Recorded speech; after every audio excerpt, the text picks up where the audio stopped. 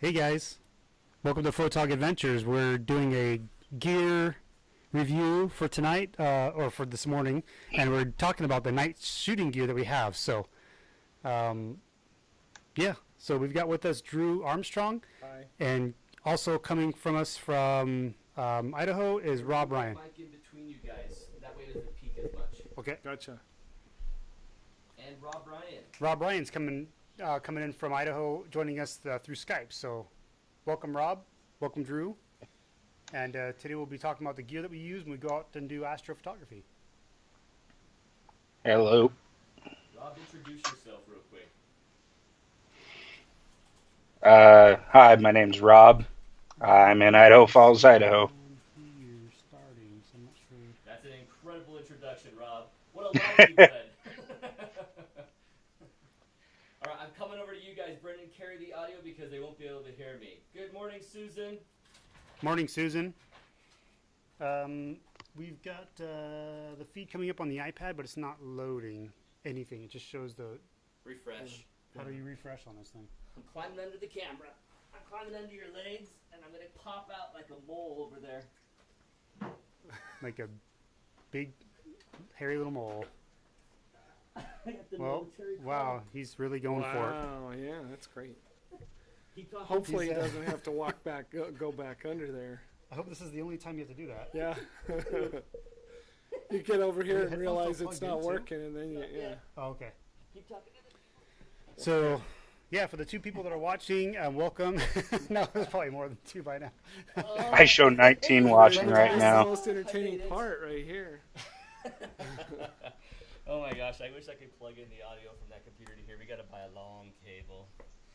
Yeah, So- there's a few little things we still need to pick up to make this work better. So, Especially without an intern. Our intern, his plans changed, so he couldn't be Yeah. here with us today. So let's go ahead and get this stream live. I cannot see your guys' chats right now, and so I'm going to see it here in a minute. So let's get ourselves to that point, and then I can actually chat back with you. hey, there we are. There we are. I'm seeing in the chat people can't hear Aaron. Volume is Let's low. go ahead and carry this. Oh no. This guy just froze. Did I lose internet, or did the live feed turn off? Hey Drew, do you mind hopping around there and just making sure that computer on that side's golden? Sure. I did see something drop on your. No? I went underneath the cable. This one is like this screen. You're moving. So Everything's going fine. We got technical working? Okay. All right. Also, am I supposed to be able to see you guys in my Skype window? Welcome to the last seminar, the last webinar of our series. And so what we have right now is all of our gear that we use only for astrophotography. We got myself, which is actually the camera gear that's up there. And so unfortunately, it's all up there, and I can't plug in, I can't show you my 6D, but I do have this Tamron lens on that you can see through Brendan, and all of our other gear. We're using a Canon 5D Mark III, Canon 6D myself. Drew is a Sony user, and so he has Sony gear for us, as well as With the Canon lenses and stuff. yeah, I usually dab Okay. Canon lenses. So. And we are getting word that's delayed word that the audio is low because with Rob, we only have a delayed chat that I can hear Rob. It says the audio is low, but I don't know if the audio's gotten better since then when using this mic. Let me turn the mic around. How's the audio for me now? Make sure that that works. I'll just keep going. Drew's a Sony user. Rob Ryan is a Nikon user using a crop sensor. And so with the crop factor and everything there, you'll be able to hear gear for that situation. And so, Rob, the question you asked a little bit ago, I hate that the delay happens. You asked me about having video seeing in the Skype window. You will not see us in the Skype window. You'll have to see us in your YouTube live feed that's going to be delayed, just like the one that I have here right now. So it's just the option that we've got. So we'll have to roll with this. So let's go ahead and get started. And so let me double check and make sure the chat is actually saying we're good or not. Wow, look at that. That chat is huge. Better, Aaron. Okay, Rob is loud. Aaron is quiet. Rob, pull back from your mic or just don't talk so loud. Sounds like it's going to be very loud for you, but the rest of us are going to be okay. Everyone's here. I'm seeing all your chats. Good morning from France. Good morning, Wow, everybody. awesome. I'm so glad to even see an Australian here. See you, Jeff. even though it's like what 2 in the morning there. It's crazy late. So thanks for joining us. All right, peace. Hey. Everything's working. Let's get talking about gear. We're going to start with Brendan because he roughly has the exact same gear as I. Let's talk Brendan's camera body. Then we'll go into Drew's camera body of choice. And then, Rob, let's have you do your camera body of choice. So let's go ahead, Brendan. Okay. So I've got my I've got a 5D Mark III. I picked this up used and from a photographer in Hawaii, apparently. That's where it got shipped from. Had a lot of use on it. I got a good deal on it, and I put it through a lot of stuff, and it's well past its shutter actuation lifetime, and it's still going. I guess you get 300 bucks for a new shutter if you need one. Right, exactly. So that's I've signed up for Canon's professional service. So when I have that need, I can send it in. I should probably do it preventatively. I'm betting, instead of being out there and having my camera lock up on me. If you don't have a second body, that's probably a good idea. Yeah. So yeah, 5D Mark III is a full frame, and it's just a legendary camera. I mean, this thing is built like a tank. Yeah. I put it through the paces, extreme cold, extreme heat, and man, the thing just keeps running. It just doesn't stop. And even with an aftermarket battery grip, which isn't the actual Canon battery grip, it still does very well with the 2 batteries in there. It's just really great. Huge. It's massive though. That's the only downside is it's ginormous. It is. It's huge. And when you put a heavy lens like this Sigma that I have on there now, or the Tamron, which is the same height, Feel the difference in weight on those two right there, and that's a Canon adapted 14 millimeter. Yeah. Probably double. Actually, it's not. You feel that? Susan. Okay, so guys, Susan is giving confirmation that the lighter, volume but, is okay for them, but we hear from Johandre and Ro that Yeah, it's crazy. the audio is too low for them on that side. So I'm gonna go back and check on the volume as well. You guys keep talking about your camera bodies and carry us through this because the audio is there. It's just lower than wanted. So we can just turn it up a little bit here then on that middle dial. Do we want to turn that middle dial? Actually, I'd like an 8. no, swap me. Let's just swap me. I'll slide out. Let's do this. That way you guys don't have to watch me crawl underneath the table again. So I'm going. You guys carry on the conversation. Do you want me to take your spot and if you sit on the end where you can like manage this stuff if you need to? Too low, I can just turn it up here. No, go back on that side of the camera, Brendan, and keep talking. Let me just fix the audio from here. I've got that. So let me listen to you guys' audio. Yeah, listen for a minute because I just turned up a tiny bit so you can see if that's going to That's help. what I was going to do. So you just go ahead and Okay. carry out your camera. Okay. So yeah, I don't know what to say. I want to upgrade to the Mark IV, the 5D Mark IV, and that's just got better image quality. It's got a lot more bells and whistles that are newer tech, and I'm excited to play with it. I think I'll rent it and try it out for a weekend and see if it's really worth upgrading. So. Well, my situation with a camera body is that I have a 70 Mark II and I kept it. Right. And I use that for sports or birds or wildlife or anything like that where I need super fast focusing, because this will focus fast, but it doesn't do 9 frames per second. The other one does.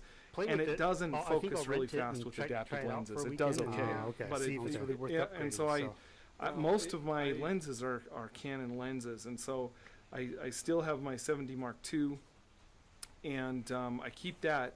This body, actually, I thought it was sold. It may be sold right now, and it's because I know that what I'm going to do is I'm going to end up buying whatever comes out next, the 7R Mark III. So is that slated to come out soon? No, it's not even been announced, but I think that, I mean, I've been watching for a long time, and I think within the next 6 months, that's what we're going to see.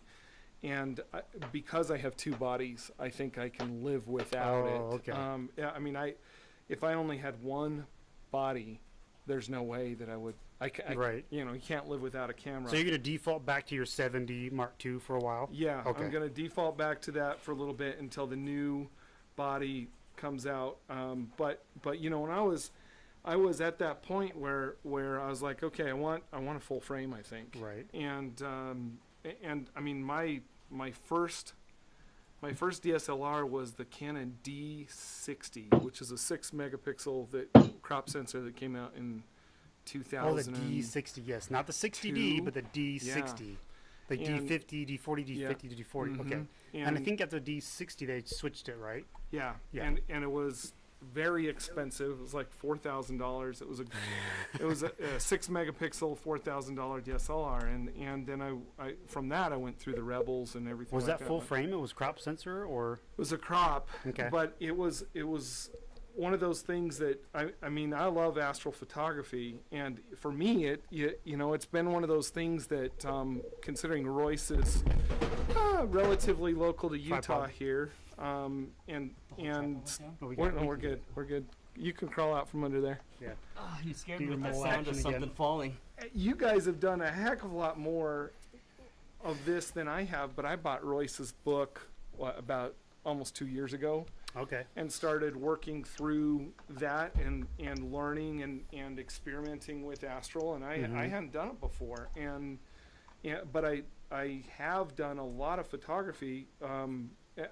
I sell real estate, and so I have wide angle lenses You're constantly doing photography if you're doing real estate. yeah, I need wide angle lenses for work, and I've got drones and all that stuff too. But Right. but for this, I was like, oh, I've got the wide angle. I've got a 14 millimeter Canon. I had the Mark I, and I've got the Mark II, and so that's what I started with. And I mean, since then I bought a couple of others that I can talk about, but.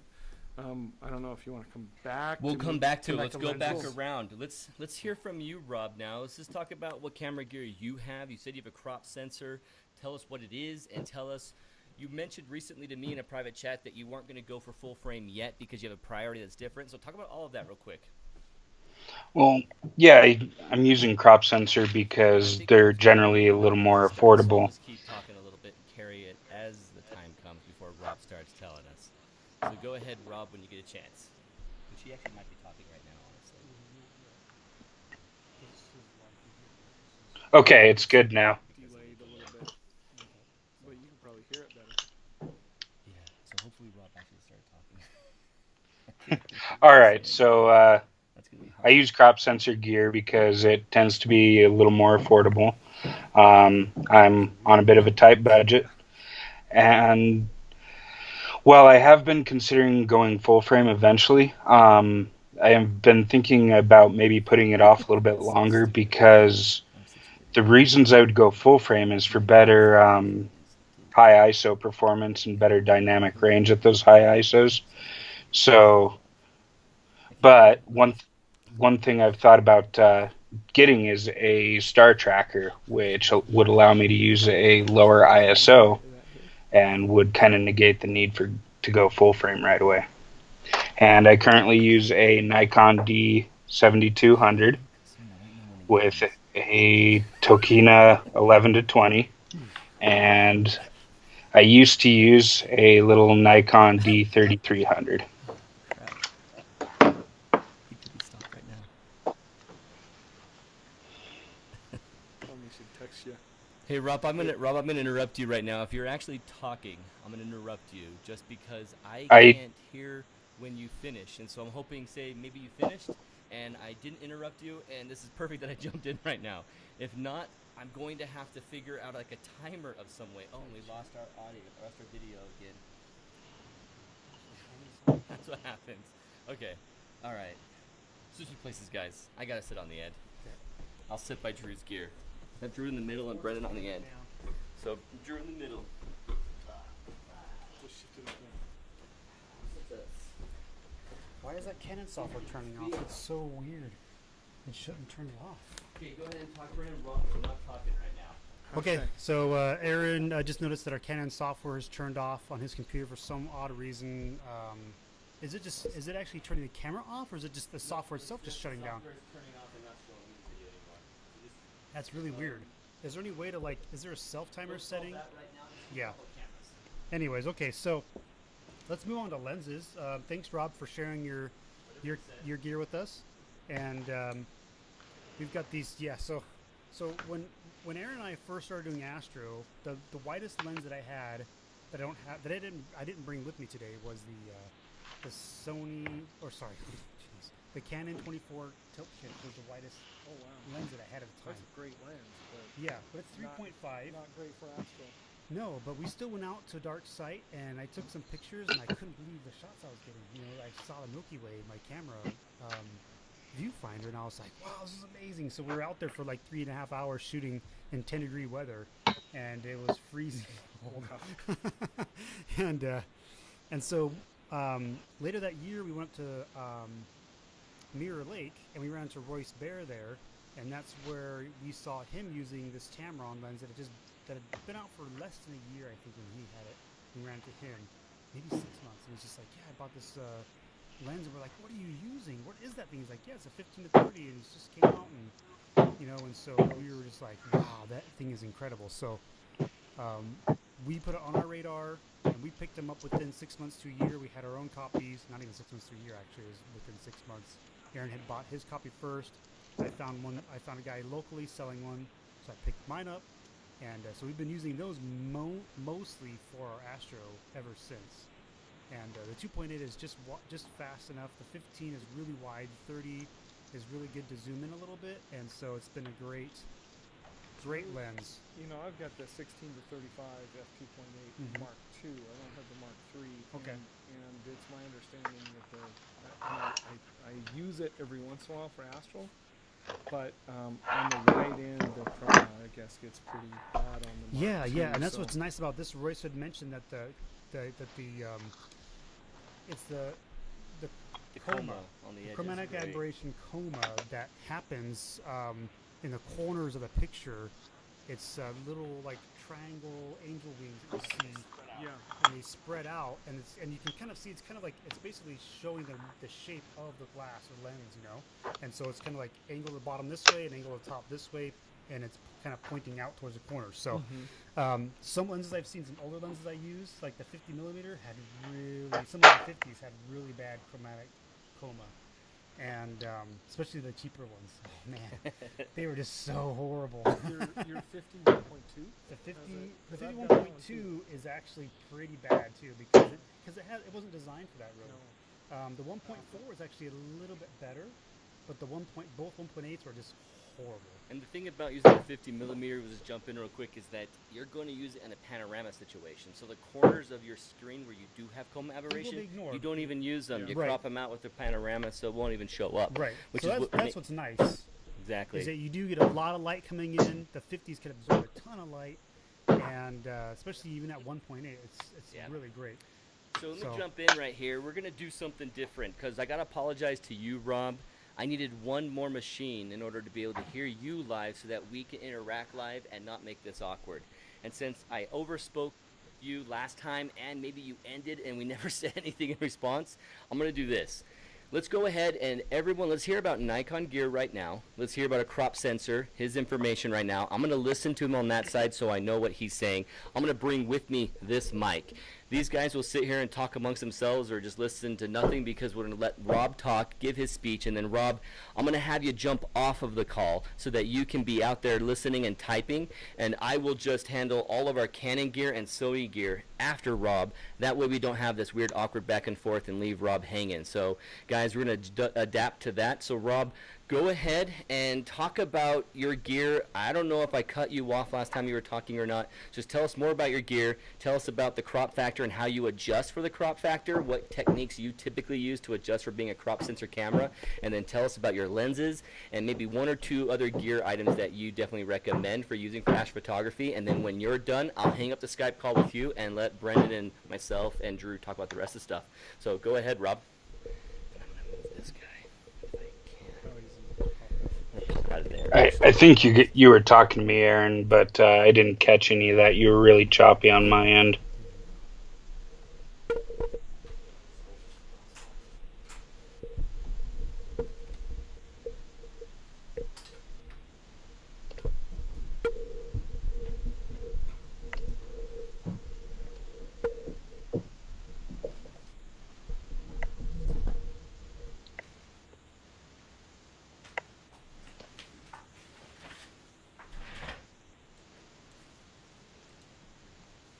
I'm afraid Rob's not even talking.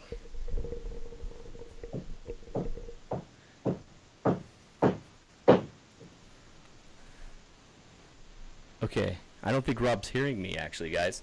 Oh. And so if that's the case, he's not talking about anything right now, so I'm going to have to hang up on his call and I will focus on us. So Brendan, talk about the lenses that you were going through. You were talking about the 50 a little bit there, as well as your def 2.8. Yep.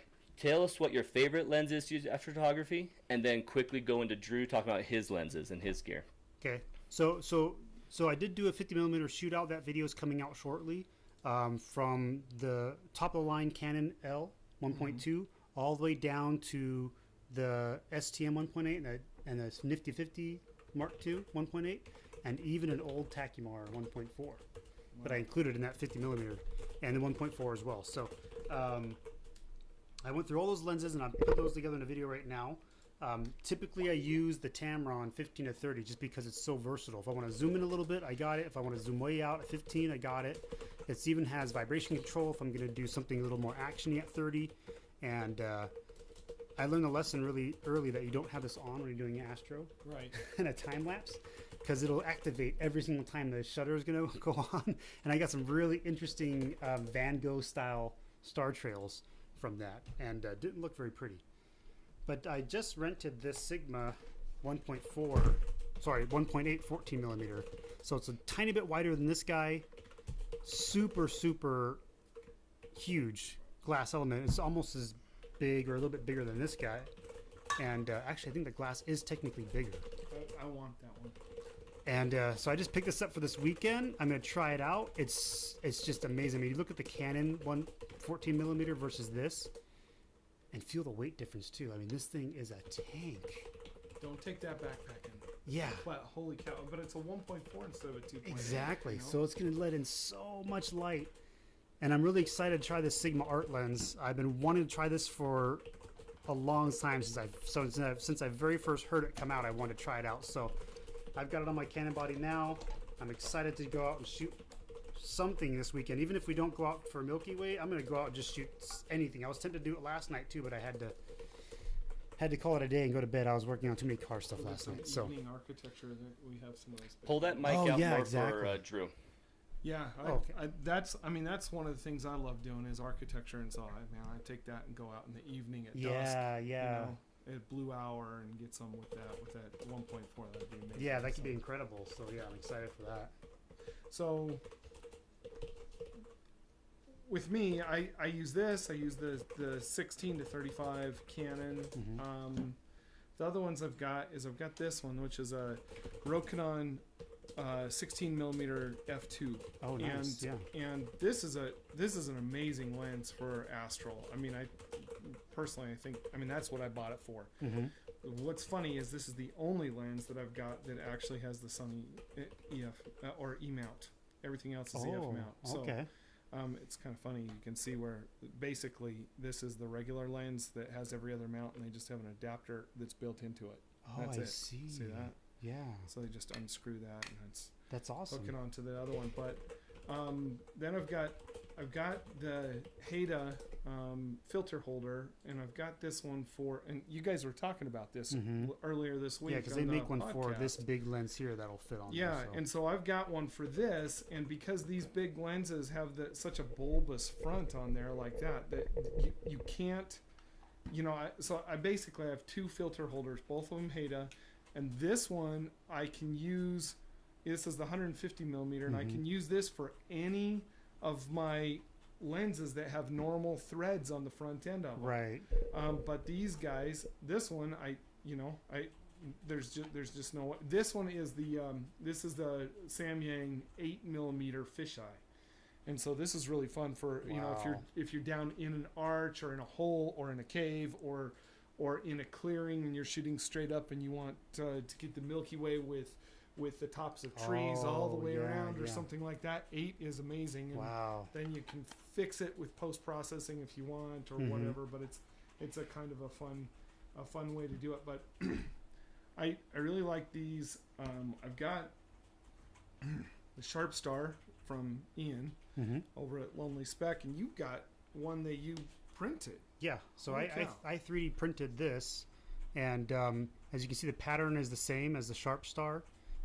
It's a little bit different technology. I mean, he had his laser etched onto a clear piece of maybe. Yeah, and this was 3D printed, and I was actually quite surprised at how precise it got.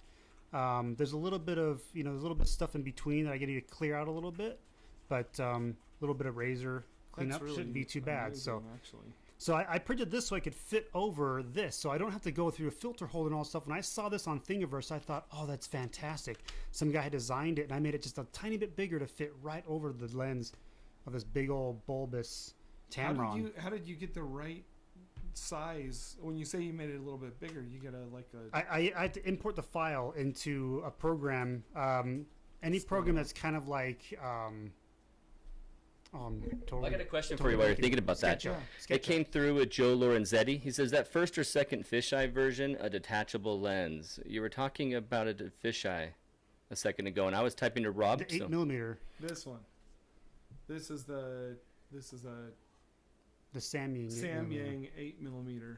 So that Samyang Rokinon 8mm. Mhm. Yeah, Awesome. it's a f3.5, so it's not, this one is not as the aperture's not, it's not as fast as the other ones, but Yeah. but it's really fun to play with sometimes. For that kind of 3.5 stuff. is fast enough though. Even Yeah, for it's fast enough. doing It works. Milky Way stuff, you can do it. Especially at 8mm, you can leave that open for 30 whole seconds. Yeah. So you can get enough light in there, Yeah, and that could be really cool. You could have a lot of fun with that for sure. yeah, it's fun. And it's not very expensive, right? No, this is. I mean, I think I bought it for like $200 or Right, something right. like that. So a couple it's $100 not bucks, very Fun expensive. lens, yeah. They're not. I mean, He's asking about the hood, non-detachable. It isn't. it's a hood that is just like the hoods that are on most of these other ones, where Yeah, there's there's- a cap hood Mhm. because the glass is so There's bulbous no on the threads. front. There's no threads. And so with that, and you know what, I haven't even put it on, but I've got the Heda adapter here For this one. But what it does is it actually sits outside of this, so it's just, I mean, it's almost like the cap sits around the Right. outside, or like this cap, and then Clicks it's in. the adapter is hooks onto that for the filter holder. Mhm. Now, I guess the point is why would you have a filter holder, and do you really need one? 99% of the time, most people don't Right. ever. Right. But this is, so if you've been to Lonely Speck and you see Ian's stuff, I picked this up, and this just, I've got it about a month ago. And Can you hold that up really wide to your right? right here? Yeah, and hold it against that white background. Okay. Oh yeah. Here so you go. So what it is he calls it the Pure Night, and the things that's interesting is I've seen these starting to come out from some of the other filter manufacturers Mhm. that are specifically designed to eliminate that tungsten looking air glow light pollution from man-made light. So it actually works pretty well. It doesn't block too much of the light that would be coming from the stars. Mhm. You look at that's not very dark at all. No. No. It's got a Yeah. blue tint to it, so it really kills that yellowy orange, Right. and kind of tames the bloom down too, right? Yeah, it pulls that down just a little bit, and it's cool. I've used it just a couple of times, and so far I'm pretty pleased with it. But that is the entire point behind buying this, and I bought the big, huge, expensive one because I wanted to be able. I was like, if I end up really liking this, then as I change and shift lenses, I love that new Sigma. I've been so Yeah. tempted by. You're that going to one. need 150mm Yeah. to cover this. Yeah, exactly. I wanted to be able to, because this is 100, right? Right. And if you compare that, look at that. That's now. You guys hold it won't over work. the mic. It You won't guys work. just did that with Sorry. behind the mic. Do Yeah, that again. so this is not going to work for some of the front lens elements that are, you need the 150. yeah, it's just too size. small. This because this thing looks through and it sees so wide, it's going to look right past 100. So you have to have 150 right Yep. up to it, just to get past that. That's wideness so of it. huge. So It's huge, and it's kind of a pain in the butt. When I'm backpacking in and out, I don't have this on there. I just unscrew this and carry it separately because Right. it's just too, it's such a weird shape. You obviously wouldn't carry it out there with it on there. And then I don't know what When, else. when you strap that onto your computer to your camera, you definitely look like a pro, though. You look like you know what you're doing. That's what, When you got these giant attachments hooked up to the front of your lenses, it's you great. know, and to some degree, what you look like is really important. You know, Yeah. I don't know about with night photography or astral or anything like that, but you know, with my drones, I always wear my yellow vest, and then everybody leaves me alone. Nice. I've got a buddy who's an engineer that works for the highway department here, and he says, if I'm wearing an orange vest, I can walk through people's backyards. I can walk right through their field or anything, and nobody bothers me. But if I forget my orange vest, everybody gives me. That's a pretty awesome tip. So just bring an orange vest with you, and you can make do with any terrain as long as you aren't cutting fences down. Right. Exactly. That's it. It's like, oh, he must be there for important reason. He's here for a reason. He's got the orange vest on. So we have a question, guys, coming from Ro. He's wondering about that 3.5 Rokinon, that 8mm. Yeah. He's wondering if it's fast enough with the 3.5 and having a crop body. How do you handle that? Well, I mean, I'm shooting not on a crop. So I'm using the Sony A7R2, this one, and this is a full frame. And so, you know, when you look at using because of the crop, whenever you're using a crop, it essentially slows your lens down. Right. And so I think with a crop, this would be gathering a lot less light than even the 3.5 would.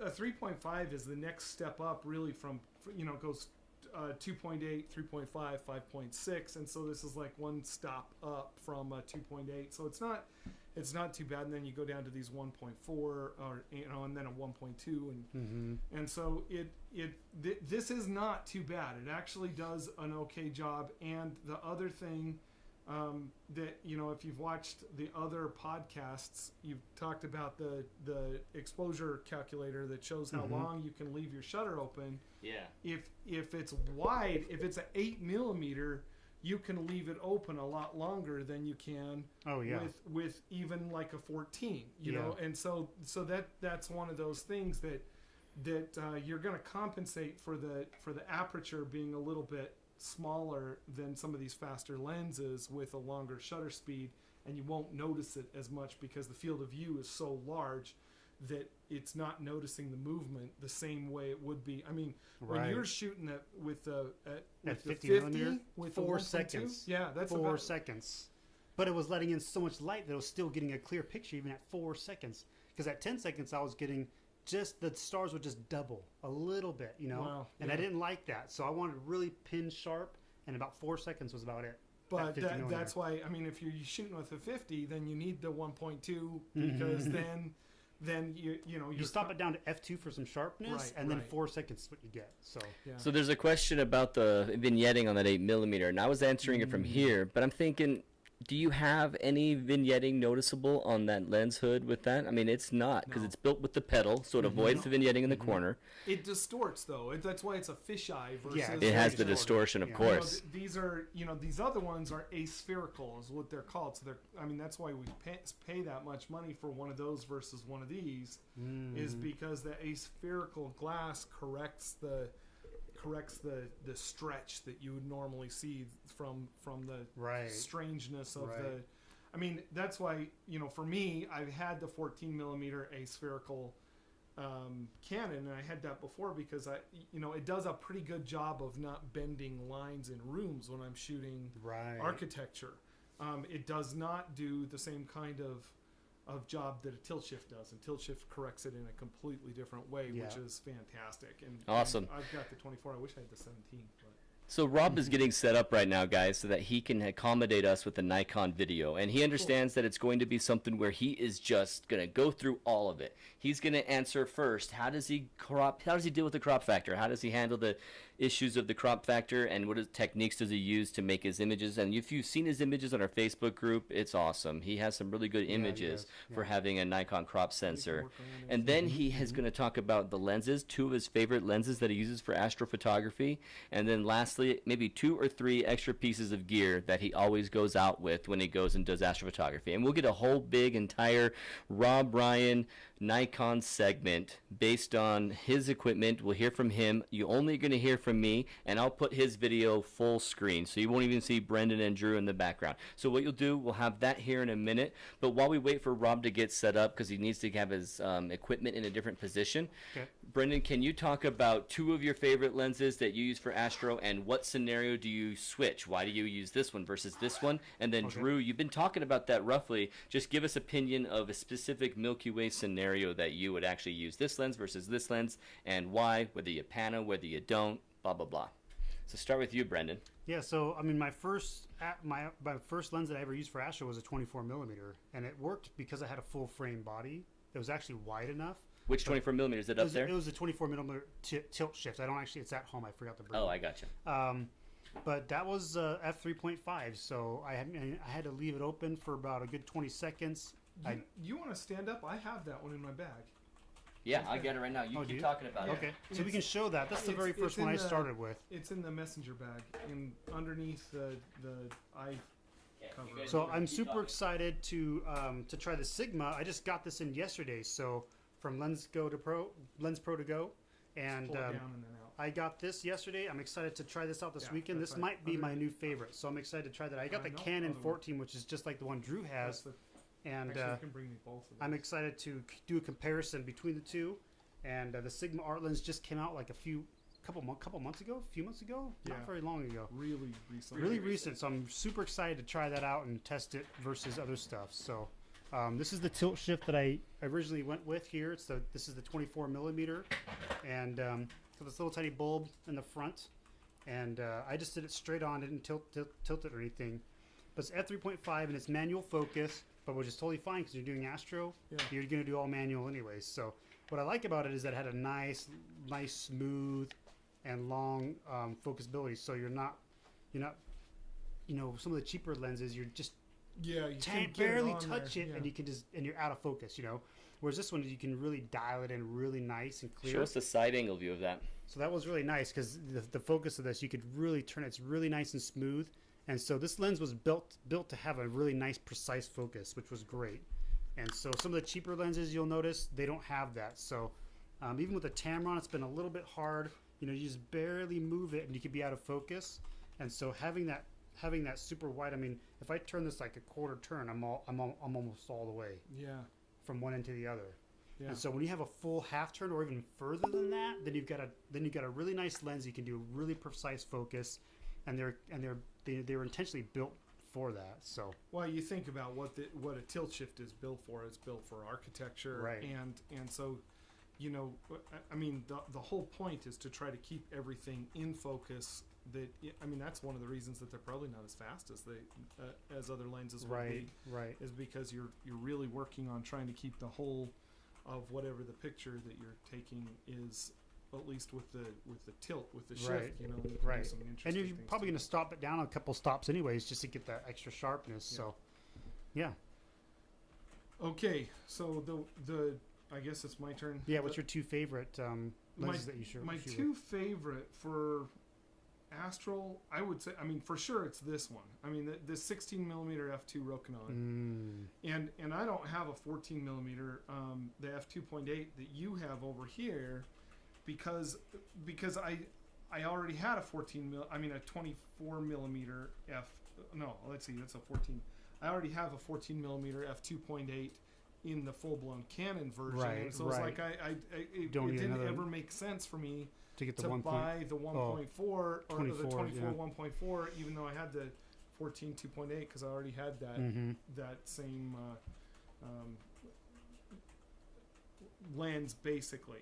Yeah. And so I don't know. I use that. I probably honestly, my lens that I probably use more than anything else for everything is the 16 to 35 from Canon, and I mean it's essentially the equivalent of what you've got, and very good all around. Yeah, for architecture and for landscape and for astral, it just makes sense, and it's it's convenient, and so I probably use that more than anything else.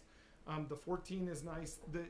And it just depends on the thing that's so nice about having a little bit of a zoom is that when you're composing your shot with a little bit of foreground in it, you know, with these other ones, if it doesn't fit, you zoom with your feet, and sometimes you can't. You know, we were out the other night, and we're on the shore, lying on a boardwalk, going around a little lake with a mountain over here and some trees, and it's not like you could zoom with your feet, or you're going to run back in the trees, and then you can't see anything, and or the other way is water, and so it you know, there are certain places where you can do that. I know I've heard Eric Benetetti talk about this lens, and he loves it, and he puts it on his Star Tracker, the Star Adventure Star Tracker that he's got, and uses that one, and I can see why, but if you're, you know, it's a little longer, and not much, but it's a little longer, and I think with I mean, I love the lens, I really love the lens, but it is what it is. It's just 16. And that's it. And I can get 16 with this, but it's not quite as fast. And this one actually is a little bit, you know, you lose a little bit of the sharpness with the zoom. So that's what I was just about to mention. Hey with guys, the prime lens, which is a standard focal length, the one focal length, you get more sharpness in general. Yeah. And a little bit more speed. So we got a question from everybody asking what your favorite focal length is to be at. Do you guys just pretty much prefer being as wide as possible, or does it change in certain situations? It does. Like Drew just said, certain situations it does change. Having a zoom is really convenient in certain situations. When you're in a canyon, you want to zoom out and get a great overall view, but then if you want to zoom into a specific thing, you can.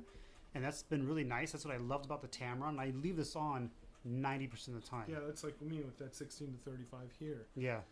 That one, you know, you look at the glass on that, and I mean that lens probably weighs double what this one does. It really does, yeah. And this is f2.8, that's f2.8. But this one is a little older. They came, although it's not that old, it wasn't out for that long, and then they replaced it with the new one that they came out with, the Mark III that they came out with at about Christmas time. And I'd love to get that one, but again, I can't justify moving from the Mark II to the Mark III. It's expensive. For the amount of expense. It's like, no, I have some other things I'd rather buy first than moving up. So yeah, typically the zoom's been really nice, but this is the Sigma is a 14 millimeter. It doesn't zoom. It just has the focus. That one's so tempting. And it's really fast. The 1.8 is super wide. Is that a 1.8? Yeah. Okay. 1.8 and I was thinking 1.4. I know it would be awesome if it was 1.4, but it'd probably be that much bigger. And so, but still 1.8. You stop this down at f2, and it'll be nice and sharp. And it's a prime lens, so it's gonna be even sharper. I'm really excited to get some really solid, really pinpoint sharp stars.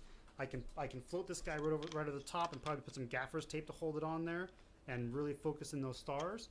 And then I'm really excited to try this guy out this weekend and see how much sharper it is versus this. Does everybody know what the point is behind this? You haven't talked about that yet. Okay, you showed how it more fits. Details about that. We keep talking about it, but it's like, you know, everybody's like, what the heck is that? So what this is this... Wait, real quick. Let me have you show it in a second, but of course my window disappeared, and the fun part of having it disappear is that you guys have disappeared. So I'm going to bring your video right back. And I don't know if that felt like a timer right there, Brendan. Did it feel like it? Felt like it happened on that time? It feels a bit like it happens at a specific time, but just so aggravating that it even happens at all. Look at that. You can Everyone was with the broadcast last week. You know my frustration with it. You know how much I'm hating that. And so resolution is in the future, but not right now. Unfortunately, the time between now and last broadcast didn't deliver a $1,000 solution. Sure. So we're good and we're back. You guys go ahead and continue talking. I've had things laser etched. Drew and Brendan, go ahead.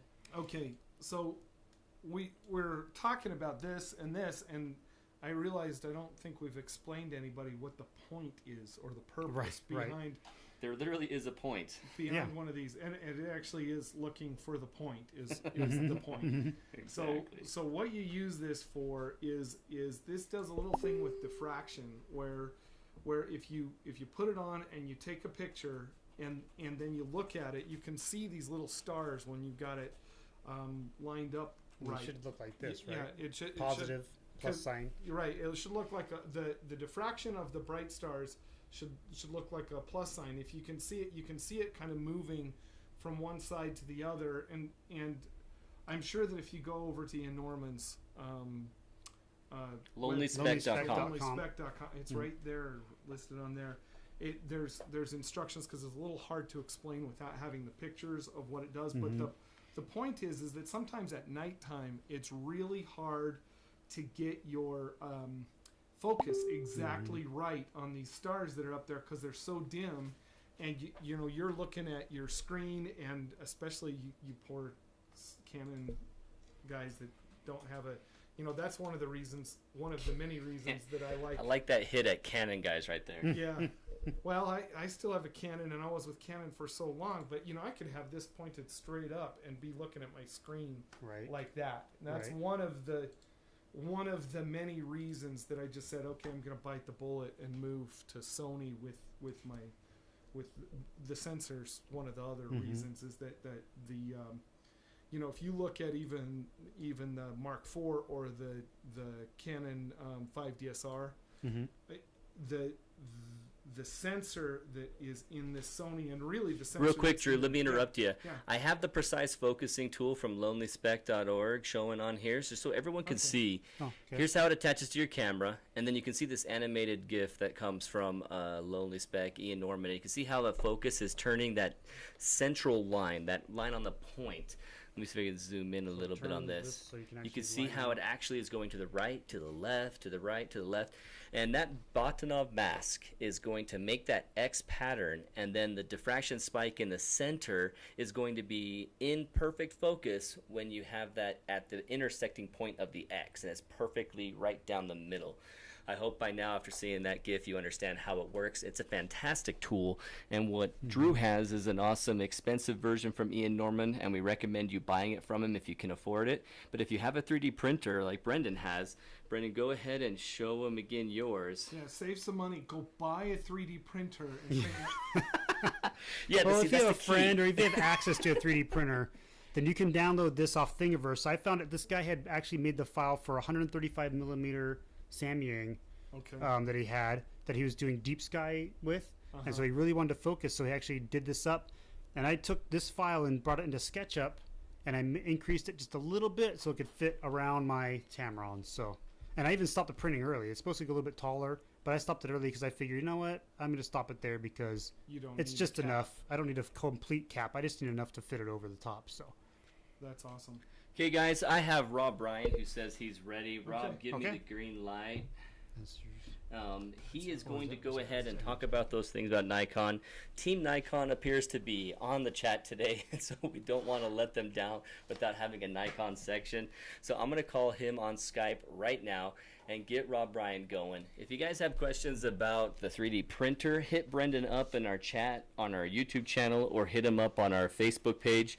You can send messages to us directly there, and we get back to you as soon as possible. Or join our Facebook group. It's a Photog Adventures listeners group, and you can just go there, find us on Facebook, join us. Make sure you answer the questions. If you answer the questions, we know you're legit. We're trying to get rid of some of the people who are on click farms and who join us to try and just add their variety of groups so they look real, even though they end up not looking real. So answer those questions so we know you're real. We have 6 admins. Rob Bryan is one of them, and so we'll let you in the group, and then you can ask questions to Brendan directly about his 3D printing process. Get a link directly to the 3D printer. I'll include the link in this video and the replay afterwards, so you'll have that. And Rob, you can hear me okay? Give me a thumbs up. I can visually see you. Okay, Rob is not hearing me. So we're going to go ahead. Brendan, let's get Rob to the point that he can hear me. Rob, we are hearing you, and so I hope everyone's hearing you okay. But Brendan, did you guys have more on that mask? It's chopping. Okay, he hears me, but he gets every other word. So we're going to hear Rob. Let's go ahead and talk to Rob about his stuff right now. Go through the Nikon and just deal with the fact that he won't hear me very well. So Rob, you are live. And we'll go ahead and tell us about the Nikon equipment you have, and pull your camera down so you have less headroom. All right, so Aaron wanted me to talk about how I handle crop factor with my Nikon cameras and some of the techniques I use. When you have a crop sensor, it's going to have a little bit little bit more grain when it comes to the high ISOs. So your high ISO performance is going to be a little worse on a crop sensor, as well as you lose a little bit of dynamic range at those high ISOs. So one of the things I do to get around that is stacking. You can do some stacking in Photoshop. There's also some other programs that can help you with stacking, and that will basically allow you to get a lot less noise, because noise patterns are different in any frame you take. Turn that down. We can hear you on the mic. Robert, And- you're able to hear me a little bit, right? You just have a little bit of choppiness? Yeah, I hear you fine right now, Aaron. Awesome. So we'll be able to interact. Go ahead, and your camera is huge on your left side, really fuzzy. Can you turn your headroom down a little bit so we can see more of your camera gear in front of you? Awesome. So you're talking about the crop factor. It's going to have a little bit of noise. Tell us how you deal with that in the shot that you're taking and the post-processing a little bit. So, like I was saying, I don't know if you guys heard it because there's a little bit of a delay from the live, but I do a lot of stacking in Photoshop. I'm also trying a new program out called Sequator, which works a lot like Starry Landscape Stacker does for Mac. It's just for PC. So far, I'm really impressed with Sequator. I'm still testing it, though. We've talked about it a little bit in the listeners group. And I might do a little live thing in the listeners group showing how I use it Awesome. within the next week or so here. So you also wanted me to talk about my two favorite lenses for Nikon. Since I'm using crop sensors, I use crop sensor lenses. The first one I use is the Tokina 11 to 20 millimeter f2.8. Excellent lens.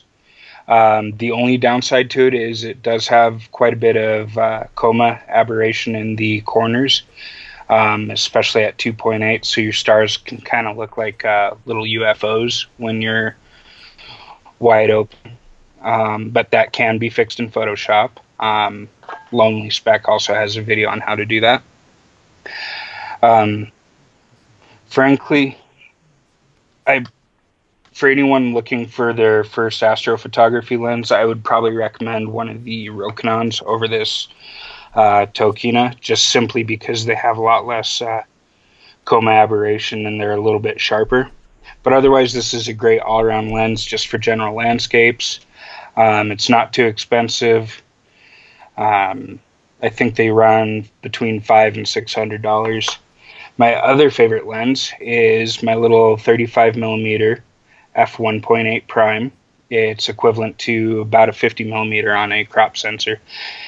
And this thing is awesome for getting those close-in detail shots on the Milky Way. One thing I don't like about it is even when you're in autofocus on it, if you bump the focus ring here, it'll still rotate and focus. So you have to be really careful not to bump it or just tape it up, which I usually keep a roll of electrical tape in my bag because I don't have gaffer's tape yet. But I usually forget to tape it up, in all honesty. And so, did you mention any other pieces of gear that you go out with that is like a must for astrophotography? Not yet, Aaron. Okay, sweet. One piece of gear that is for astrophotography is a tripod.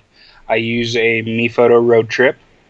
They're relatively inexpensive. They run right around $200, and they include a pretty nice ball head, and they fold up really nice and compact. I can actually get it folded up even more compact than I just showed here.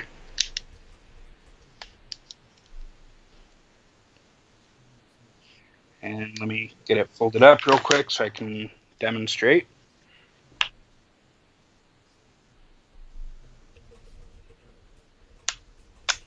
Alright, so it folds down to a package that size. Really nice and compact. It's really stable. And again, really affordable. Another must-have is a shutter release. I just use a little cheap Neewer remote switch that I found on Amazon for, I think it was $6. It's pretty tiny, but this thing, and it's doesn't have an intervalometer or anything. It's just a button, and then it has a little locking switch for bulb mode on it. This thing has been tough for only being $6. I've stepped on it, it's been dunked in water, and it's still going strong. So I am extremely happy with this little device. And the last must-have piece of gear is a L bracket. I have one mounted on my D7200 right here. This allows you to mount the camera vertically on your ball head, which is amazing for panoramas because when you rotate the camera on the ball head, it rotates around that center axis around the sensor, so it helps keep the distortion to a minimum. Awesome, Rob. We got a question. I hope you can hear me okay right now. But what lens would you recommend for the Nikon if you're going to use a Samyang lens or a Rokinon lens? I'm not too familiar with the Rokinon or Samyang lines for Nikon lately. It's been a while since I've looked. I think they have a 14 or 16 millimeter. One of those would be good for crop sensors because at 16 millimeter your focal length is equivalent to around 24 millimeter. 14 you're around a 21 millimeter. So the wider the better. Stick to something that's one of the f2.8 models. If you were to get one in comparison to the Tokin 1116 f2.8, you probably go with the 14 millimeter or the 16. Yep. Which one? The 14 or the 16? Both of them? One or either one. There's no reason not to get one or the other. Awesome. Hey, Will, I hope the answer up there was pretty loud. I would talk pretty close into this. I'm hoping that it's working. But thanks, Rob. Thanks for everything you did in adding that Nikon segment. Sorry that it has to be an in and out segment and that we're going to have to jump back to the feed where Brendan is visible. I also want to let you guys know that we are going to have to put this window in front like this. And yeah, it's not full screen, and I hate that. But the problem is that if I don't, it will turn off on us. I don't want it to turn off on us. I think I can solve the turning off camera issue this way. And so let's just go ahead and work with that. Hey, Rob, Wade, goodbye. Thanks for doing that. Really appreciate your time. You'll hear from him in chat. If you have more questions about Nikon, go ahead and chat. Rob Bryan is our admin. He will be there for you there. So Drew and Brendan, you're back. I see you guys have added some more equipment to your desk. Explain what that equipment is, and I'll come and join you. Okay, come join us. Move that mic a bit. It's still quiet for Drew. Did we switch it around? Yeah, I turned it Okay. Let's see. Other stuff that I think maybe we should talk about is lighting a little bit. So because we have some lighting out yes, here. Yes, please. And there's a couple of things that this one is your guys's. We've used it before, and I have one that's like it, but mine's not CRE corrected fancy ones. The high CRI corrected one. Although for what we're doing with it, who cares? You know, I mean, I care. Oh yeah. I have one, and it cost me about $30, and it interestingly enough, it's almost exactly the same as this one. I mean, it has the 6 AA's that go inside, and then you can put this is a Sony battery that's pretty standard for running this kind of stuff that goes on the back. Which I have your other one. I need to get back to you, by the the way. Yeah. I've got a bunch of them. So. And so what you do with this is light painting is the old way, and a lot of times people are not happy with you light painting because you're getting in the way of other people's exposures and things like that. This is a little less intrusive using something like this, where what you do is you turn this on, and you guys usually use these big light stand, just a regular light stand. You carry it out there and stick it behind some trees somewhere, and just barely light. I mean, it's a very dim light, where you still need your headlight to see everything, even if you're walking around over there. You wouldn't even notice that the light's there, which is exactly what we need. And I would actually suggest to all people who are doing astrophotography, this is a better solution than light painting. Oh yeah, by far. And it looks better, and it's easier to do, and it doesn't piss off the other photographers and other people who are there wherever you're trying to get these pictures. And so my suggestion is if you don't have one of these, go this way. And so you take it, you can, I mean, sometimes you set it on a rock. I've got a little tiny tripod I can put it on sometimes, and I do that sometimes.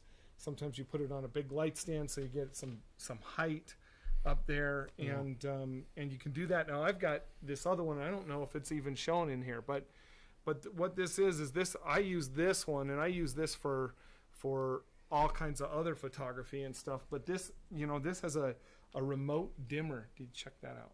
See that? That remote is to dim the light. Yeah, so you can dim it, and you can break. The thing is it doesn't go as far as I would like it to. I mean, inside of a studio, it would work fine. So I've been thinking about getting a programmable IR remote. Oh yeah. And programming this to where I could hit it from like 100 feet away. Because and then what I do sometimes is I take this and I have a clamp that I can clamp that onto a tree branch or something like that instead, and it works pretty well for that kind of thing. I can get that out of your. Whoa. Doesn't clamp onto a plastic desk very well. Show the clamp right now, and then you can put it down somewhere. You guys have probably seen these, and this flexible stem, is handy. But you could actually, I could put the this little guy. I actually have one in my pocket. You can screw it right into there, and you can direct mount it. I also have, these have the little tripod hole in them. Yeah, so you can screw them right on there. And and so a lot of times I'll just put another like a L plate. I'm not an L plate, a little tripod. One of those things called the little tripod mount plate thing on the bottom. Oh yeah. So I've got a bunch of those from Peak Design, and just use those for everything. So anyhow, these are nice. The orange makes it so that it's not. It kind of gives it a warmer foreground, which is nice. Hand me a clamp, I'll take it from you. Yeah, there you go. And then with the Milky Way being a little cooler, it's a neat contrast that way. So sometimes that's nice. With these, you can, like with this, I can remove the orange. With this, there's you can take that one off, and then this one is frosted, but this one provides the warmth with the little amber filter that goes on there. And I haven't had a chance to talk much about my favorite lenses, so we're talking about lighting right now. You mentioned my favorite light in the world and how awesome it's going. If you guys see these online, this exact model with a link that I'll give you is probably out of stock again. It came back this last week, and it had four available, and so it was practically all out of stock immediately. And so this guy right here has the high CRI bulb, so you can get them from Newer. You can get the same amount of LEDs, just they won't be high CRI, and people like me will care. You're gonna have a color cast, but that color cast is so distant that you don't really care. When I used one of these I can't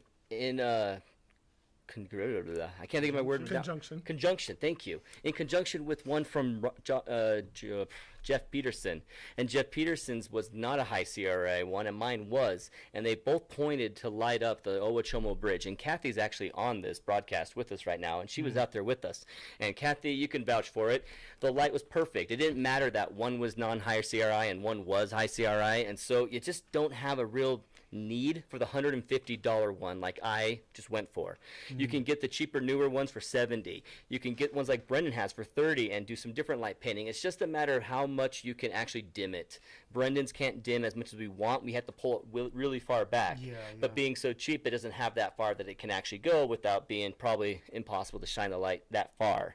And so there's just a difference in that. So the one I linked to you will be the $150 one plus a $70 one. And if you see a newer equivalent on the lowlevellighting.org from Royce Baer, you can go for it. You'll be fine. You'll be very happy. I'm sure you'll love it. If you're going to use it for video or studio work as well or something, sometimes that high CRI is worth the extra money. So true. You get better color. But if you're just going to go out and do this for, light low level lighting with, in a park or astral stuff, I don't think it makes any difference really. So I have a question about using the lights around snow. The only experience that Brendan and I have had around snow is with this guy, and it's a high CRI bulb. And so I can say that it went exactly like I wanted. It didn't make my snow yellow or my snow different color. But also your light balance, I mean, your white balance can be changed in the raw instantly, and so you can make it more yellow, make it more blue. I don't know what you just said. I couldn't hear it. You don't want yellow snow. I wish I hadn't heard it. Snow's okay. And It's so not good to eat. I can vouch for it, Jeff, that these will work well in snow and it'll keep the snow true white. But if you use the other ones, you'll have that color cast of whether a bluer or a yellower, depending on its bulb, its LED lights. Now, Brendan, what you have is kind of a mixture. Has a bunch of LED bulbs that are blue and a bunch that are yellow. Yeah, I think it was in my garage. I was trying to find it before I left, but I didn't have time. So it's the Young Nuo Air 40, I think is what it is, and it has both yellow, it has both orange and blue tinted LEDs, and so you can actually adjust each one, so you can actually tweak it really nice. So if you want something more blue or want something more yellow or something in between, you can really do it like that. So cool. That's pretty neat. But it's true though, it doesn't go very dim. Yeah. So its lowest setting is pretty bright still, and then you can jack it way up if you need a lot of light. So. Yeah. So video. So it's actually very handy. So guys, this webinar has already gone the full hour, but like I did last week, we're going an hour and a half over. I've scheduled this to be for the full hour and a half. If you have questions that you want to make sure we haven't skipped over, I mean, we have so much gear here, so many cool things to talk about. We haven't mentioned everything, and so make sure we do mention everything. Let's go through it, but if you have questions, hit us up, and we'll go back to any piece of gear you want. We'll show you it. We'll talk more about this nodal slide, and I want to talk about this guy again. We talked about it last week. This is my Carson Lumi Loop. This is tiny. This is just an easy way to work with. I'm going to use your back of your LCD screen. Because it has this cup on the front, it'll put it at its perfect focusing distance. When, say I had my, I'll just use this, my other magnifying glass, which was a Belomo 10 times loop, and that guy, I had to hold it up to my eye and then move my camera in and out and move my head in and out to get it to that perfect focus length, and then hold that focus so that I can then turn the focus ring and find it, and it's just much more of a challenge. It's a lot better glass. It's $35 versus this $5 one, so the glass, magnifying glass, is perfect and fantastic. But this thing was just so cheap, so easy to use, and even on a Sony, when you have a nice articulating screen, you can work with it perfectly. My only recommendation is that when you get this guy for $5, make sure you put it in something that won't scratch it. If you get it smudged or scratched, your focus will look weird no matter what you do. And you also want to make sure that you get that star right there in the middle of your lens where you have as little distortion as possible. Say you have it on the side of the lens where it's a little distorting, kind of pulling off to the right. You're going to not be able to focus that little smudge ever because it's always going to have a little distortion. So choose a star that you want to do, or a planet, most likely a planet, and get it in the center of your lens. Cool. Have you guys talked about gaffer's tape at all? No, but we have some here. Yeah, the universal. Use your mic over there and talk about Brendan, and show on your camera where you tape things off. So so gaffer's tape is really great. You can find this online, Amazon or eBay, or there's a few other places you can find gaffer's tape. Even locally, if you go to certain shops, you can find the gaffer's tape. And what we use it for is to tape off the little red light that shines in the front of your camera when you shoot it, and even in the back, like the little LED reader. So when it's writing to the flash card in this particular model, it has a little blinking light, and that'll bother the guys around you, especially Aaron. So we just rip off little pieces and cover up those little lights, and then it doesn't affect the rest of the shooting at all. I use the camera during the daytime and whatever, and doesn't. You know what I use it for, which I love? This is just and I've taken it off because I've been selling this camera, so I took it off to take pictures. But you can see where there's a little brassing that occurs, especially on the Sony, because it has hard point edges. And so I just actually put it right on there, and I always keep it on there just to protect my camera. Keep it from scuffing up so much, right? Yeah. So, I mean, we're all eventually going to upgrade, and if your camera's in better shape when you sell it, you're going to get more money. So I just take and get a razor blade and cut little tiny pieces, and gaff tape is dark, it's black, and I mean, you can get other colors, but it doesn't leave residue, gum residue like other stuff does, and I mean, it works great. So it really is. Aaron likes to use a strip of this, and he puts it over his focus point. So when he's got his focus dialed in, he'll just take the tape off the side and put it right in between. So then he doesn't have to bump it. And on certain lenses, it's definitely invaluable to have. Yeah. Depending on the lens you have. But if you notice that your lens, just the slightest bit of movement will make it out of focus, rip off a piece of gaffer's tape and lay it right over the top when you're dialed in, and then you're good. And it's great because you get that focus just right. You put it in there, and then now you're going to move yourself into position with your Milky Way, and you will move your lens again. Yeah, you're and holding on to it by the lens, and it messes you up. So. Unless you have a perfect habit of holding the bottom of your camera and not holding anywhere else but the ball head, you will bump it. Do that. That's a perfect habit. A perfect habit. You know, the other thing you guys maybe should talk about is, Let's go for it. is red dots at night.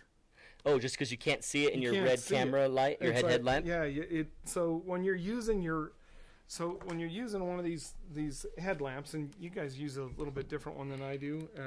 That's bright. one of the reasons is because at night when you're working around other guys, because you don't want the wavelength of red light, and this is the reason that stoplights are red and brake lights are red, is because the wavelength is really long, and so it affects the exposure of things. I mean, your camera, as it's sitting there exposing, and somebody runs red light in front of it, it's a lot less likely that the foreground is going to show the red compared to like white or something else. So it travels a long way because the wavelength is really long.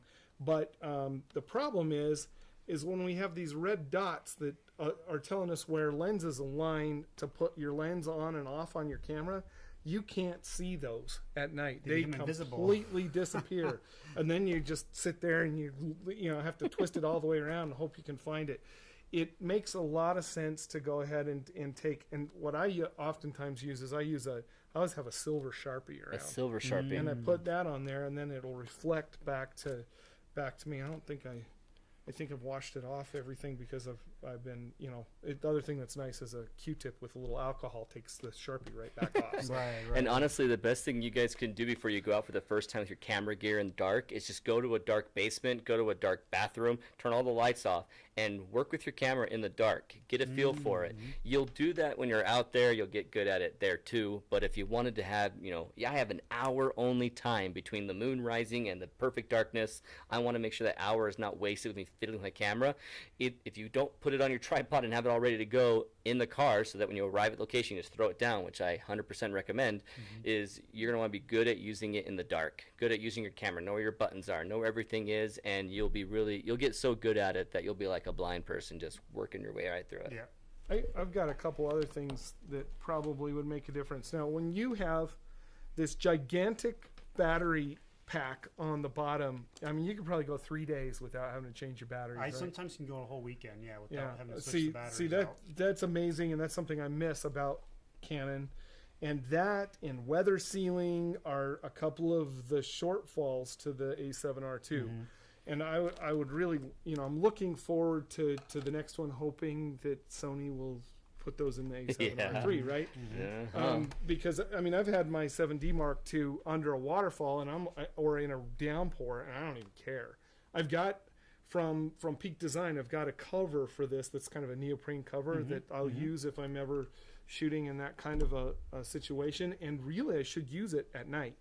Yeah. Because it's surprising. I mean, one of those things that you always have to worry about is sometimes you'll be shooting a time lapse for like a couple hours, and then you realize that your element on the front of the lens has fogged in. Condensation and fog, and that's a terrible problem. But because this thing does not have a long battery life with this, what I can do, and I've got the Really Right Stuff L plate on here. It's pretty sweet, but it actually moves the battery door down onto the L plate. No wonder why it looks so seamless on there. Yeah. So then what you do is you pop this little thing out right here if you want, and then you can run the cord. And then like this on Amazon was about $10 maybe, and you pop that in there. And then you can run it out through this little hole. If you take that out, if you're really going to do it, I just leave the battery door open. And then here's the thing that's really cool, is that this is a So USB power has a problem. It is 5 volts. 5 volt. Yeah. And Sony cameras are 9 volt, right? And so the problem is that I've seen people try to just plug into the USB port in the side and expect that that's going to make a difference. And actually, I think it extends the life a little bit, but it's not really going to do the trick. But you can get one of these for about $14, and they actually switch between 12. We saw that. I had it switched on 12, and I was like, "What the?" It made his images turn weird. It was weird, and they had lines through everything. And it I was was just like, "What is that?" And glitch. we figured it out that I was feeding it too much power. And so this little guy, I've taped it with gaff tape over to 9 volts, and then I can plug that into any like USB battery, and then I can do a time lapse. like that Yeah, guy, for so instance. you plug your camera right into one of those, or I've got some big ones. Bigger one, yeah. I've got a And- Jack 3 that's a bigger one. Yeah, and then you just let it go, and it'll go all night, no problem. And so that's extends your battery right something there. that's really Yeah. helpful when you've got Canon. When you got a Sony with these stupid little batteries that only take about 300 exposures if you're lucky. The other thing I've got is I use a Really Right Stuff tripod. I got that for Christmas. You mean the tank for rich people? Yeah, it is. It's the tank for. I mean, you have to be sort of like drooling or stupid, or I don't know. I got one of these. I had one of the little. I've got their little TVS 14 that's their travel one too. I like the lens coats because I spent too much on the tripod and I don't want to beat it up. So that's helpful. And it keeps your hands from getting too cold. Yes, in the Carry winter cold. time it makes such a huge difference. And then I got these little guys, and I love these because like with my battery, the extended battery. I mean, when we go out, we're shooting in the swamp. I don't want to set stuff on the ground under the tripod, right? So you can Right. strap things to the legs of the tripod, wires or whatever. You don't want fluttering around in the wind or whatever. You can handle it that way, and that's nice. Your tripod looks like it has thighs, not legs. Yeah, it Like, does. I have legs and you have thighs. Yeah, it's because I dressed it up. So real quick before you go into that gear, I want to talk. Every one of us give like a not expected piece of gear equipment. And over there, Brendan, hand me the Leatherman and that little power bank. So this is 2 pieces of equipment that you maybe not expecting to need with you. And a Leatherman, I mean, in any photography, not astro, you're gonna need one of these guys because you're gonna be in Nice, it's so areas. little. Yep, and it's pretty decently heavy, but it's worth it in your bag. So always have something like this with you because you're gonna run into situations where your tripod decides to stop running really well on your leg and you want it loose. If it shakes at all, you're lost your photography. Power bank. This is something that I recommend solely so that your phone keeps battery. Why? Because if you go out alone like I do a lot, you're gonna still have those nerve-wracking moments where you hear a sound and you're like, "What is that? What is that? Is that the distant coyote I keep hearing? Are they getting closer?" You're gonna freak yourself out. So freak out nature by playing your music nice and loud from your phone. And if you're gonna do that for a couple hours, have a little power bank plugged into your phone. It's awesome. It's good for an emergency. And in my case, I use it for LED lighting when we do our videos. And so tiny little power bank. No cost, practically no cost at all. I think it's like $13, and it runs my phone for about an extra couple hours, and so I love it. Just maybe bring that with you. It's a little small thing to put in your bag. Anything that's weird that you'd recommend? Not really. I mean, just you're always going to need a headlamp when you're out. Maybe especially at that part of night. the headlamp in the back could be a good point because that's something you didn't expect that would help us until we walked back with Jeff Peterson from Sunrise Arts. Yeah, so when this turns on, you can see the little red light turns on behind right. it. And Teeny, that's yeah. that's so people can see Where you are. where you are from behind. Because if they can't see your light shining out in front of you, which sometimes they can't, then having that little light in the back, I didn't expect that to be so helpful, and it would really help you guys out to follow me when we were all walking in the dark back to the parking lot. So If Hey, you guys, I heard about you getting lost. yeah, if you guys go to our podcast about Escalante, you'll hear how we got lost and how that ended up being incredibly helpful. We have a question real quick, and it's for you, Drew. So answer that first, and then go into that part. Susan wants to know more about the cover. Like, where did you buy it? What more information about the cover that helps with the condensation? Oh, Peak Design has Peak them. Design. Yeah, I mean, I've got all Peak Design stuff. I think it's just so well built and really. I mean, it's kind of like I mean, for me, I mean, I like good cameras and good lenses and good gear, but for me, there are some things that you're gonna keep forever, and you're gonna have them beyond 6 bodies, and so I don't mind spending the money on the tripod after you've had some that, you know, something fails and you're running around trying to get a sunset, and you've got one of the legs is not locking out or whatever, and you can't get it out. I think that there are some pieces of equipment that you look at like, I'm going to own this thing for the rest of my life. And I was thinking about that because I've got a big Bogan Manfrotto steel tripod. That must be heavy. Oh my gosh, it's so heavy. And I was like, you know, at the time, I think I spent, I mean, it was probably in 97. I spent probably $400-500 on it. Oh, only that much. Oh, it's expensive. Like the new ones are expensive, but the new one, you know, I can get the same rigidity, the same height, same everything, because of carbon fiber in you know, probably a third of the weight. And so I guess there is that. There's always the, well, maybe they'll come up with something that's a new innovation where it's like, oh, I spent that money 20 years ago saying, this is the last tripod I'll ever need. And then they'll come up with something. But to some degree, there are some things I don't feel too bad.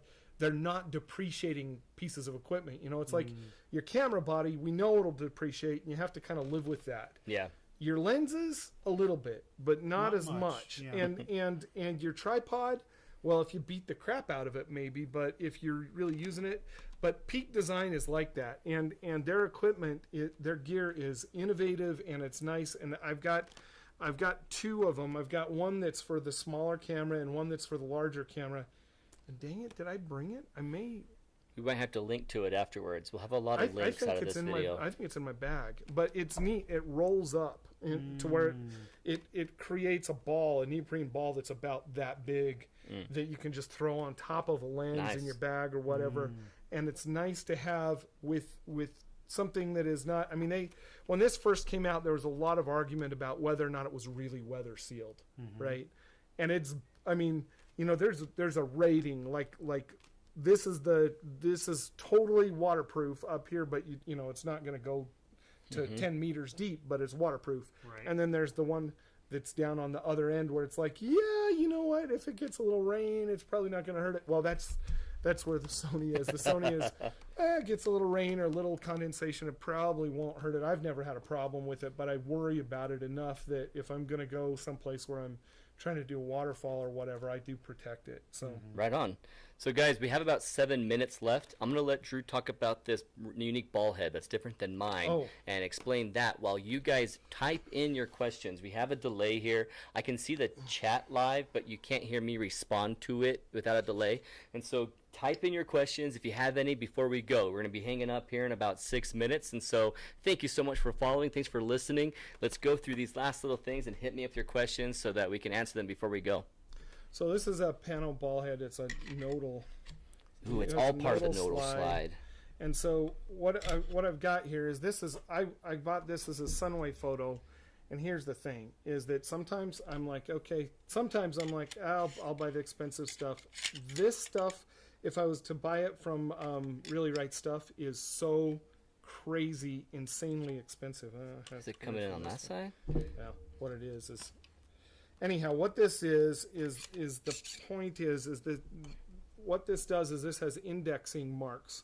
And so it says 5 degrees or 72. And so what you can do is you put this little pin in the side. It's a hard one. I don't have it on here. So you take this thing out and you put this little pin in the side, and the pin has a little spring-loaded ball bearing that's in the end. Okay. And so that goes in, and then there are little index marks that this rotates around on the inside, and so you can feel those as you rotate your head. You can feel it pop into the it's little. It's all by feel, not by sight, so you can do it in the dark. So you can do it in the dark, and then you can lock it up if you want, but that's the point, is to make it so that so that this actually I can feel where those stops are all the way around. So Kurt Kai's mentioned a very inexpensive version of this. It might even have been that Sunway photo. I don't remember. Kurt Kai's in our podcast with Bandon or Critter Lake. It might have been Critter Lake when he talked about it. There's even cheaper And ones. he had a nice cheap one that was around $60 he recommended. And it's just for panoramas. When you want to make sure you're doing your 50% overlap or 20% overlap and you want to keep it without having to guess, because sometimes you just want to be quick, you want to do it by feel, that is an awesome solution to just do it by feel. You go to the next notch, stop, take a shot. Go to the next notch, stop, take a shot. And so then And you Kirk got is actually on the chat, so maybe he can give you a link right now. So then you got this, and what I did is I bought this stuff. I guess it's from Hogue, is where I bought most of the parts, and I bought it, and I mean it was still probably $253, maybe approaching $300 worth of parts. But if you buy this, even the cheap one from Really Right Stuff is like $700, $800, and so it's just too expensive for my blood. And so what the point is that where your aperture is on your, you heard about what's his name talking about Kirk. this. What Kurt was talking about it when you flip to the landscape position on these things. Then that helps a little bit, but really what the point is that somewhere in each of your lenses there is the iris and the aperture, and that's your nodal point. And so you can see That's like your absolute middle point, Yeah. right? That you can rotate around and not get any distortion. or right. your And so what you do is aftereffects, you take your lens and you put.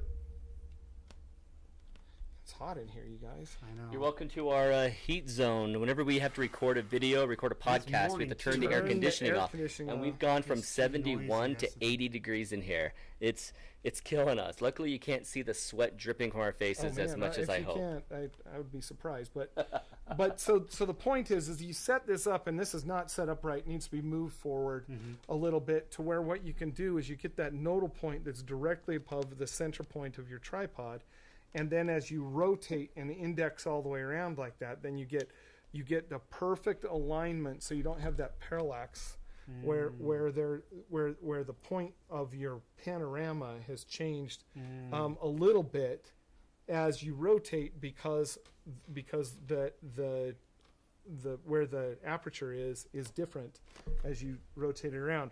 But this is a cheaper way to do that, and I just carefully bought all the parts to it, and they're all available on Amazon and through eBay. And I think I bought most of the parts on Amazon and a few through eBay. You got to get a couple of different clamps and things like that. But I put it all together, and it was a fraction of the cost of the one that what's his name down in Cedar City has a couple of That these. Jeff has? Yeah, Jeff Okay. has the real thing, I think.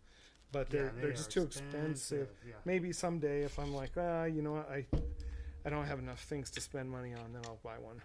Right? That's a great solution, though. Yeah. And the thing that makes this work well is that your software has less to do when it comes to Right. stitching those panoramas together. It'll just do it much more efficiently. You have a much cleaner image.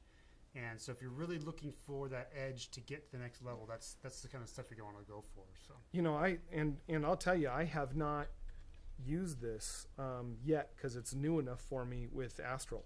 Okay. My plan has been to take my 50 and actually go and do that. oh, nice, yeah. So, So then you can get a really sharp, yeah. clean, bright Yep. image, and yeah.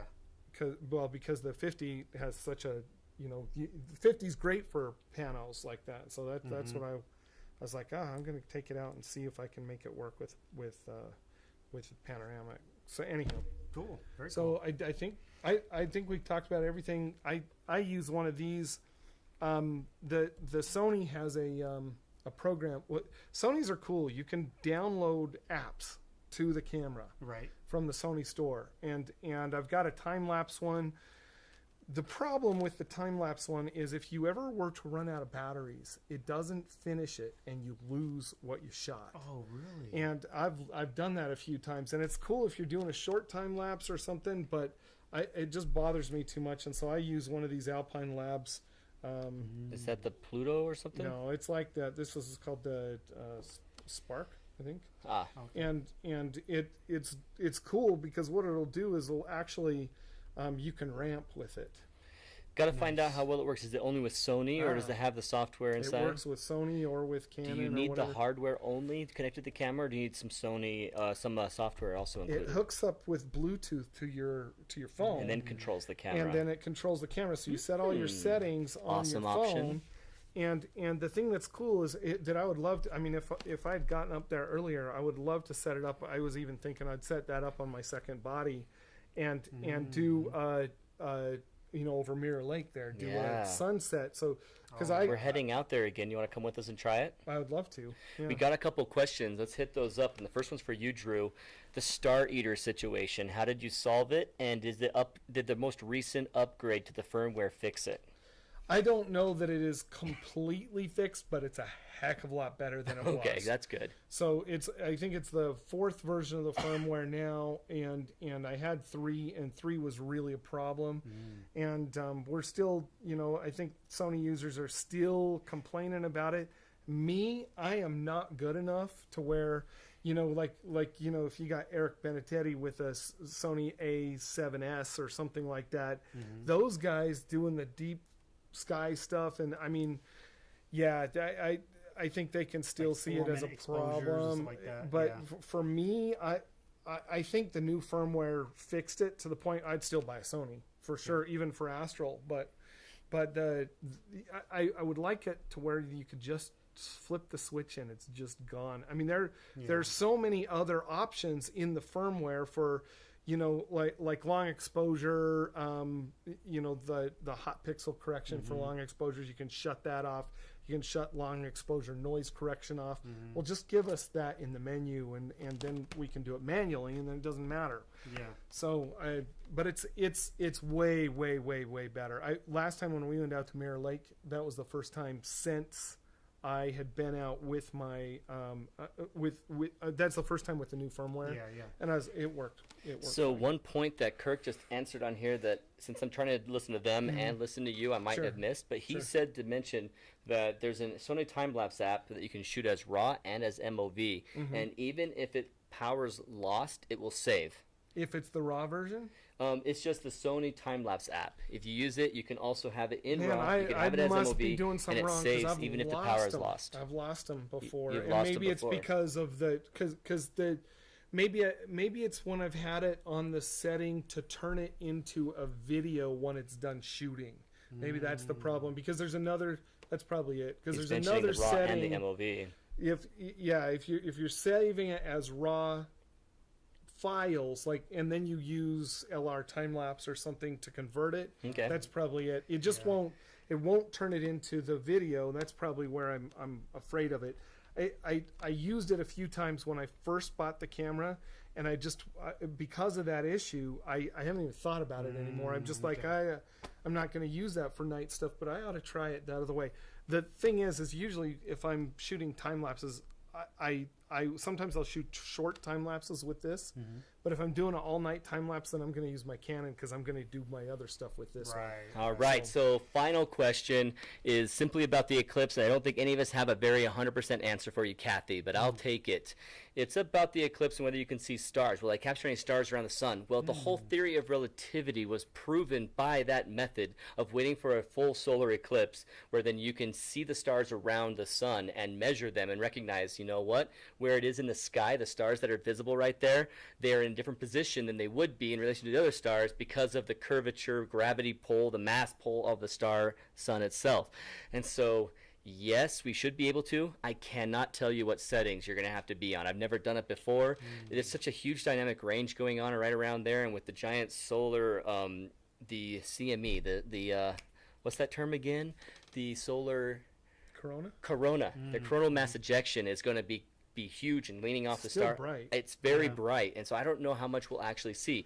In your settings, you're going to have to bracket like Brendan does for his time lapses, where it's like 7 to 12, because you're going to want to capture all the different detail you can get in the corona, and then how many stars behind that will we see? It goes literally dark, and so yes, you can see some stars. How many stars will be close to the sun and visible? I don't know. If I'm you're hoping. pointing right, if you're trying to get, I have never seen a picture, an eclipse picture, where you're getting the coronal mass and the eclipse and the stars in the same frame. Yeah, I don't know. I think you could probably get you know, if you're aiming your lens, I mean, I you can't could wait to have find long out. lenses anyhow. But to get that, otherwise, you know, your sun is still going to be this big up Right. there. Because, Right.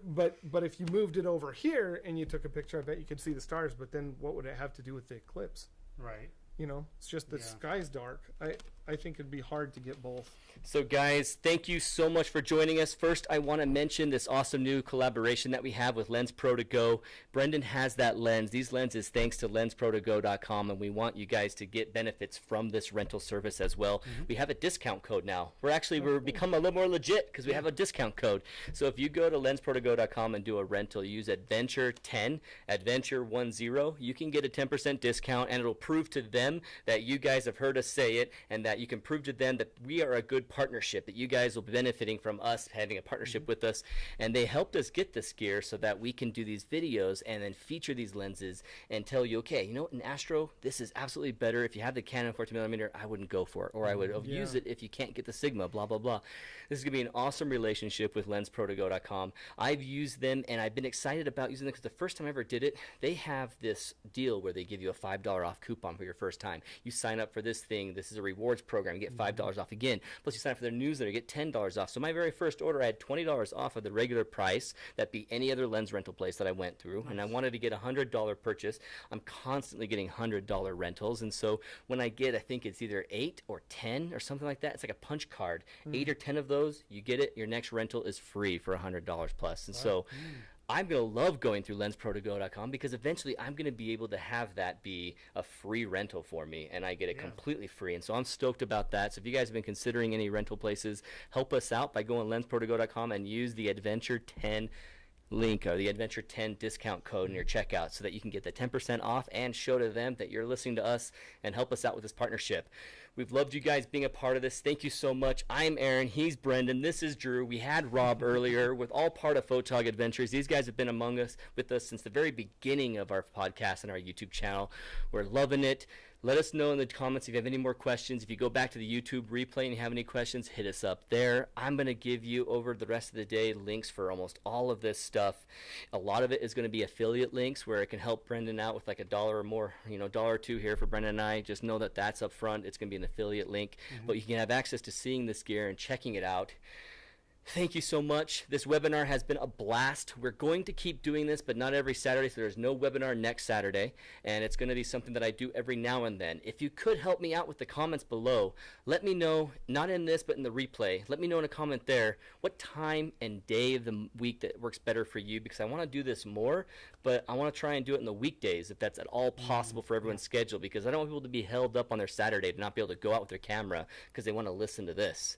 And so let's do it on a cool night that works for everyone. Let me get some feedback from you guys. Appreciate it. I'm going to back out now. You guys give your goodbye, and I will end the feed. Thank you so much.